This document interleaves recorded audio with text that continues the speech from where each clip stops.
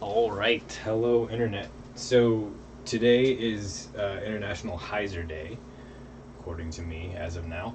So we're going to talk about Hysers. So first of all, why do we want to throw Hyser? A lot of people are coaching. We should throw everything on Hyser. Why? Because Hyser is more powerful. Why is Hyser more powerful? Hyser is more powerful because your hips are naturally on a Hyser. So this is the stick of learning. There are many sticks of learning actually. This is the one that's the right size for this. So I'm going to hook my fingers into my pockets so I can't cheat. This is just a visual indicator of where my hips are, right? If I make one leg longer, you can see the tilt in my hips in the stick. Also, if I make one leg shorter, same thing. Just a visual indicator. So a lot of beginners, right? They're planting in line. And they're rotating their hips flat. There's plenty of power to be had here, out to 300, 350 if you're athletic. But it breaks down after that. If you're trying to throw farther than that with your hips flat, you're going to spin out past your brace a whole bunch. Very, very, very common in beginner and especially intermediate players because they're putting more momentum into the walk up. They don't have enough brace to stop that momentum, so they spin around forward. So what we're going to do to correct that is throw from a Hyser tilt. So the hip thing, right, flat, rotating flat like a beginner is not ideal. You want to step out to your offset. And when I do that naturally, focusing on coiling into my rear leg, I get this. This is a Hyser tilt, low, high. So I step into my coil, I'm on a Hyser tilt, come through, and I've reversed that Hyser tilt. So your hips just moving naturally in the way that coils them are on a Hyser tilt. That's why having your arm on that same plane or a very similar plane gets you more power than throwing flat. So if I detach my arm plane and throw flat, see if I can get that on camera right. So if I'm here, I'm flat, but my hips are still Hyser, like it's really hard to do. See, these two planes are shifting and not coordinated anymore. So that's why we want to throw on Hyser. Now, how do we throw on Hyser? I'll do another video on how to check that you're doing this right because it's really hard. In my personal throw, everyone's coaching, throw Hyser, throw Hyser, throw Hyser. Lean at the waist and throw Hyser. That's not the whole picture. If I'm here and I try to throw in my full run up, even if I can get to this lean, my body knows I'm gonna fall that way. Even if I have a plant offset, as I put my weight here, I'm going to fall forward. So your brain knows that. It knows when you're gonna fall. And as you're coming through, it will unfall you. That is how English works, I understand. So your brain will unfall you up to here, and then you screwed up your Hyser plane. So your plane is flat if you're flat. When you bend over, you've made your plane bent over, but when your body realizes when your brain realizes you're gonna fall over, it corrects and you come through flatter than you meant to. So it's really common for intermediate players especially to set up on a beautiful Hyser, pop up, and throw flatter than they meant to. So they're getting 15 degrees, they're setting up on this Hyser, and they get 15 degrees of pop up to where their plane starts here and then lifts and finishes. It's still on a Hyser, but it's not on the same Hyser. So you get all this weird mental math of you're correcting for an error that, like, I'm reaching back here on a 45 and then I'm releasing on a 25 or a 30. So then you go farther to get to where you wanted at release. Like, Don't do that. Just fix the problem. So the problem is this. I got this idea from a Scott Stokely video, actually, where he's teaching spike Hysers. So he suggests learning to throw a spike Hyser here, right? So he wants you to overtrain and be able to throw a Hyser that goes literally 90 degrees straight up. So I hope you are a yoga instructor, because we're doing yoga. So this works. I'm not falling over. Why am I not falling over? Because I have a counterweight.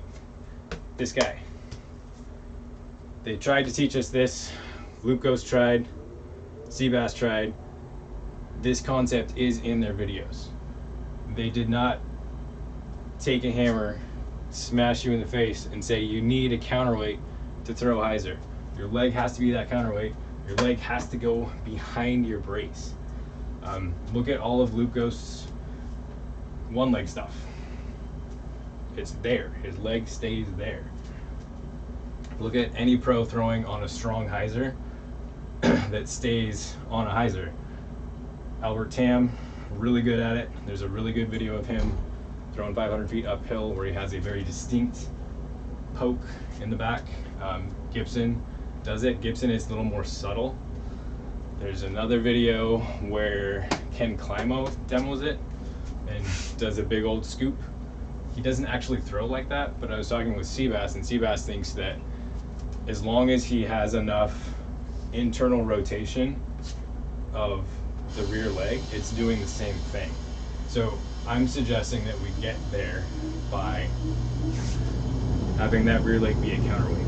It's not going to be an active movement, it's going to be a passive movement, but what sets it up is your footwork. So Brian Earhart's 2 rails footwork theory, right? I totally subscribe to that now. I do not care what you're doing for your momentum steps, but your initial step is on your front rail. Your X step needs to stay toes 90 for now. If you're throwing over 500, we can fudge this a little bit, but for now, keep this flat. No intermediate players ever do that. Keep it flat. That keeps your hip in the right place where you can actually coil against your hip and get this Hyser hip tilt to work. So your initial step on a rail, X step on your second rail, and then your plant step is back on your first rail, your front rail again. Your weight shift does not go towards this foot. Your weight shift needs to stay on the third rail in the center, going straight forward towards the target. So what does that look like? First, what does it not look like? It does not look like this. Initial, X, plant. If I'm driving weight over that foot, it's wrong. I need to be driving my weight behind that foot. So it's going to look more like this. Initial, X, where my weight's going, staying more upright. If this is doing the braking motion, my center of mass is here on the third rail, and this rear leg is on the back rail. The rear leg has to keep going forward. That's what we want. I'll link to the next video where I have a demo of me doing this correctly. Maybe I'll find a demo of me doing it not correctly, because that happened for a long time. So what I was trying to do is I was trying to lean forward in my run up, and my brain just wouldn't let me do it. It's a feel versus real thing. I would lean, like I felt like I was leaning so far that it was comically wrong. And then I looked at the video and I'm like, here, like maybe 10 degrees of tilt. But I felt like I was leaning over so far that I was about to fall, because it was about to fall. But your brain won't let you fall until you have that counterweight that you know you're not gonna tip over, so you can't stay on this tilt. So a couple things we can do. We can go through Loopghosts series of bracing and one steps. I wouldn't even worry about the bracing yet. That's a whole different thing. I would just focus on getting Loopghosts one step. So he sets up like this. He has his back foot on the rear rail, and he goes to throw, and the leg needs to stay there. If you're throwing with sufficiently low enough momentum, the leg can stay there and it's fine. If you have any amount of walk up, you're gonna get that. The leg is going to go back here for a beat and then flip around. In a lot of pro videos, you see they go and then there's this extra shock wave that goes down their leg. The second shock wave is the one that should turn you around. The first hit is here, and then that second shock wave flips your leg around and makes you follow through. What did I miss?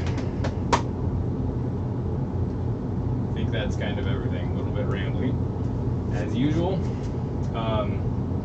So another way to get this motion to make sense is do the Stokely thing, but think about it in terms of, right? I forget the names of the yoga poses, but there's this one where your hips are flat, and then there's this one which you're actually not supposed to transition between those two, but that's your power. So come here where your hip is up, and then drop your hip down.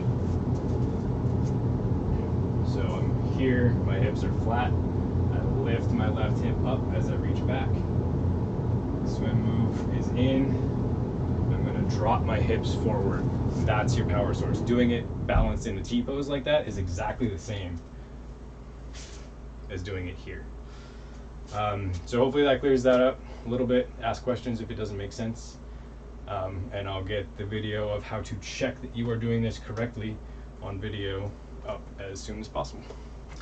Also, if you're interested in getting a review of your form, I have a Patreon up now, so I'm doing those on the official.